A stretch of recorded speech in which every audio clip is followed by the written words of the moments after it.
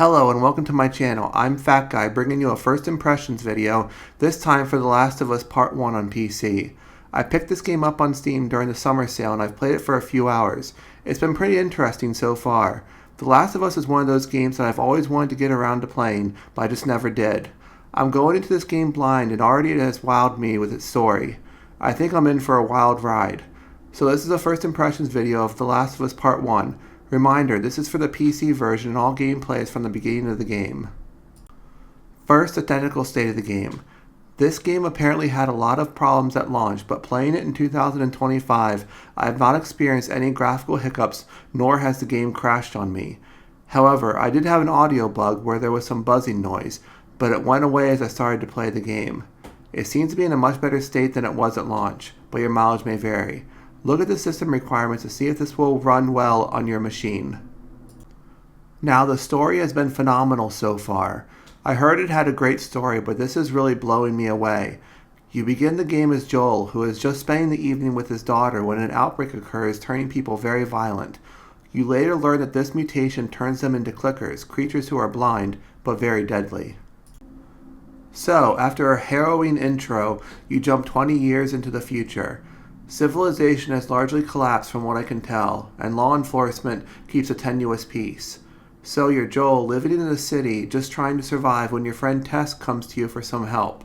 One thing leads to another, and then you're off on an adventure after meeting a young girl named Ellie. The story has really captivated me so far. I want to see what happens next to all of these characters. They're hardened characters in a very harsh world, and they will do anything to survive.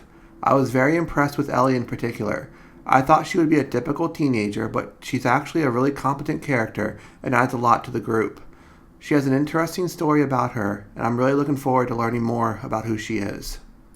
Joel, the main character, is interesting as well. He's been through a great tragedy and is very gruff and aloof. He's competent as a survivalist, and he is, in his heart, a nice guy. He just keeps people at a distance, probably because he doesn't want to be hurt by losing them. He does care in his own way. I'm interested in seeing how his character develops as the game progresses. The voice acting and audio in the game is great as well. All the characters I've encountered have weight and emotion attached to their voices, and it really makes the script come alive on the screen. The voice acting really ties it all together with great performances all around. Phenomenal job.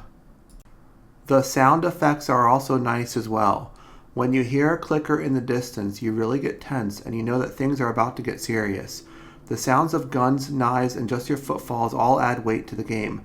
Clickers can't see, but they have good hearing, so when you are trying to sneak past them, I feel like every little sound is going to trigger them and it gets really intense. I love it. The graphics are also really nice. Everything just looks so great, and the shadows and reflections really stand out to me. When I was sneaking around in the rain at night, it really showed how this game is a looker. I don't know how they made this game both creepy and breathtaking, but they managed to pull it off. Facial expressions are also really good, and you can feel the emotion as the voice actors deliver their lines. So far, I'm very impressed. Plus, I've had zero issues with any graphical glitches as well. Now, the gameplay. The gameplay in The Last of Us Part 1 is pretty good, but there are some areas that showed it as the weakest aspect of the game. The shooting can feel weighty, but also it feels a bit clunky. Maybe I need to get used to it, but I find it difficult at times to get a headshot on enemies. It's probably a skill issue, and I just need to improve with more playtime, but I thought I'd throw it out there.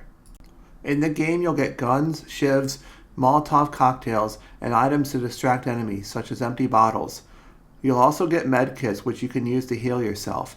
You'll always find parts scattered throughout the world, and you can use these to craft these items. It's always rewarding to craft these, and you can never have too many shivs. Trust me. You also get supplements you find out in the world to upgrade Joel. These upgrades take the form of more health or less weapon sway as an example.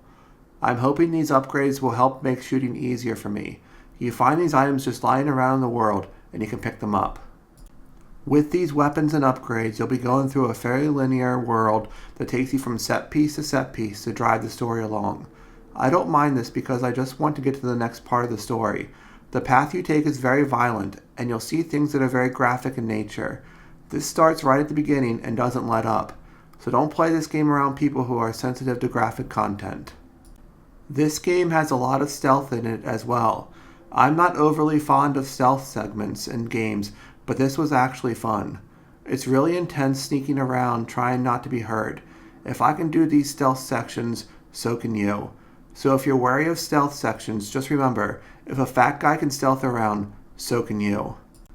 Now, is it fun? Well, I'm having a blast with it. This is mainly because of the story and how intense it can be. As previously mentioned, it's fun and intense to sneak around and go through this gorgeous world. There is a lot of attention to detail, and it's engrossing to see what will happen next in the story. Now, it's fun, but so far do I think you should buy it? This fat guy says yes. So far, I'm completely engrossed and hooked on the story. I want to see what happens next, and that is because of the great quality that comes with this game. I never played the original, so I don't have any opinion on whether or not this remake was justified. All I can say is, if you haven't played it, do yourself a favor and buy it, especially for the sale price of $30 on Steam right now. That about does it for this Fat Guy Impressions. If you like what you saw, like and subscribe, and I'll see you all next time.